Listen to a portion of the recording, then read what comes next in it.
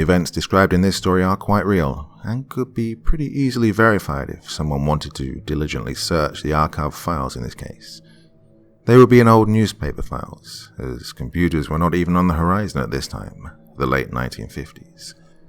Yes, I am older than most people who share their stories, and also unlike most, I will only share things which I know firsthand to be true, rather than hairy goblins luring in the cellar or ghostly women luring hapless people into the dark forests. I personally find that the truth is frightening enough, and often more terrifying when it involves people who may be standing near you in a crowd, riding on a bus with you, or watching you across a room in a very public place. When I was not quite 10, my parents took me and my best friend for a night at the West End amusement park called Kiddieland. It was a small park, having only about 6 rides, a pavilion with a snack bar, a small coin arcade, and a fun house, the Laugh in the Dark. The autumn nights were perfect for a visit there.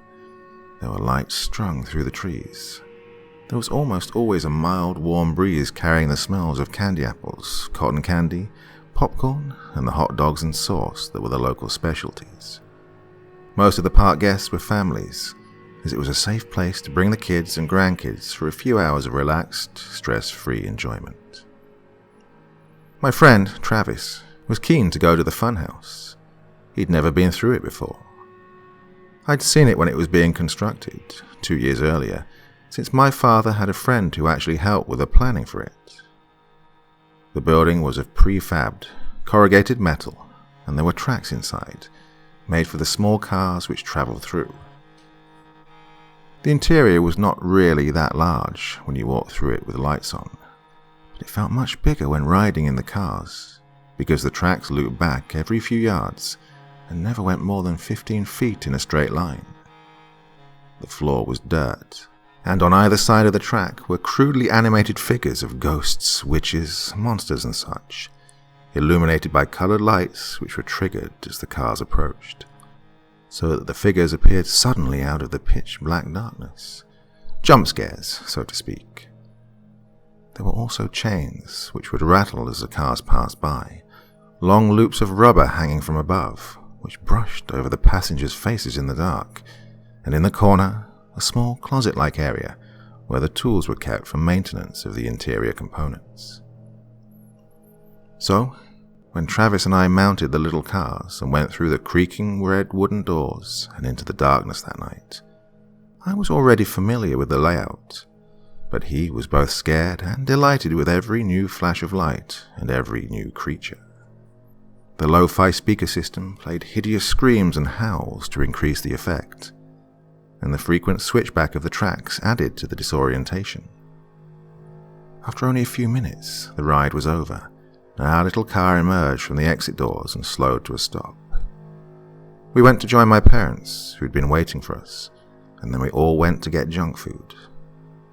But as we sat on a bench, enjoying the hot dogs and drinks, we were aware of something happening.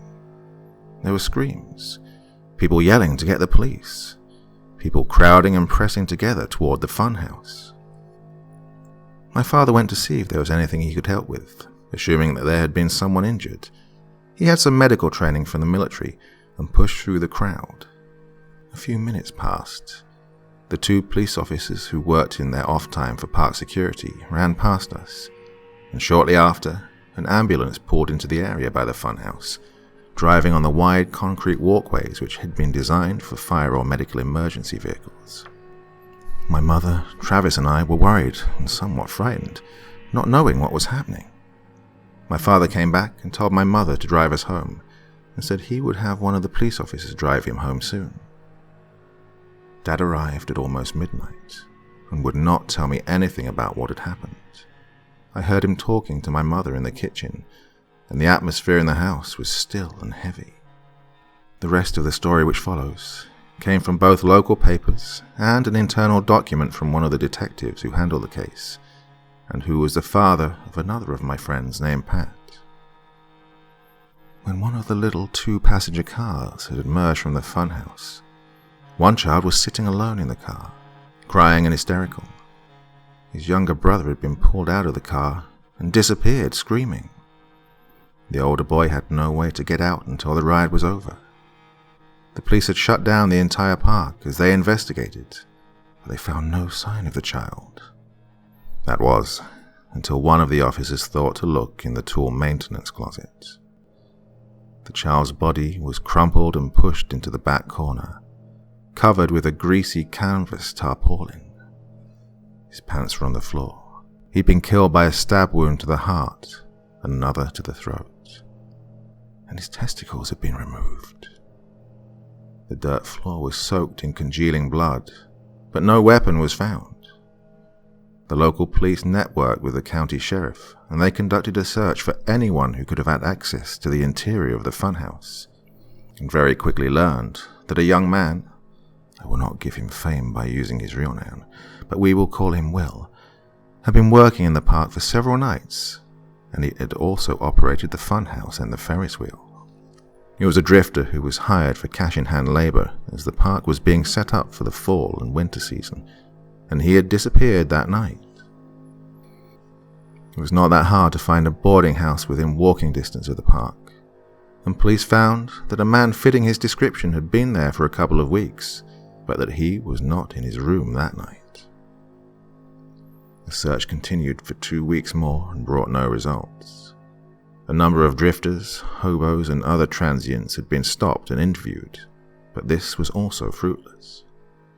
The break in the case came a few weeks later, when a child had been abducted from an outdoor roller skating rink in the next state over, Tennessee.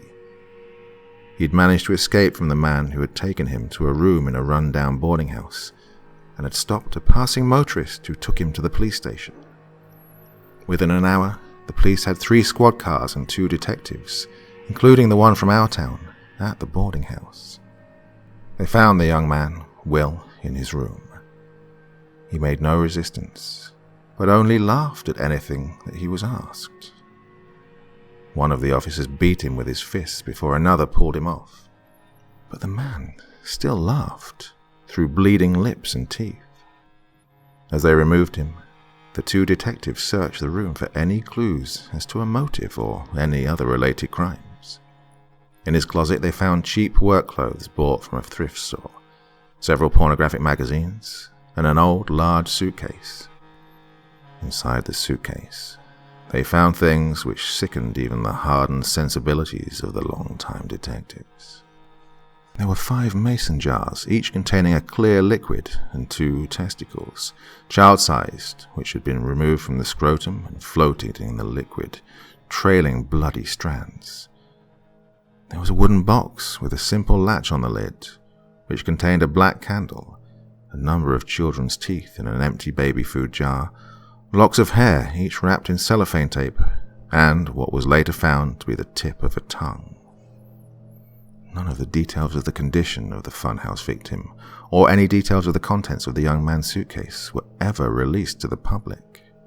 In those days, forensic science was not in practice, and there was never any success in identifying the other victims, nor would the killer reveal where he had left the bodies. After a trial, which lasted only a few days, Will was found guilty of murder in the one case. There were no other bodies for the other crimes, and sentenced to death in the gas chamber. He made no appeal of the verdict, and the only words that he spoke to anyone at all, leading up to his death, were curses. Although it was assumed that he had done these things as some form of devil worship, he never gave any reason himself. He only laughed when questioned. His death was recorded as required by law, and he was cremated in accordance with the local practice for unclaimed bodies.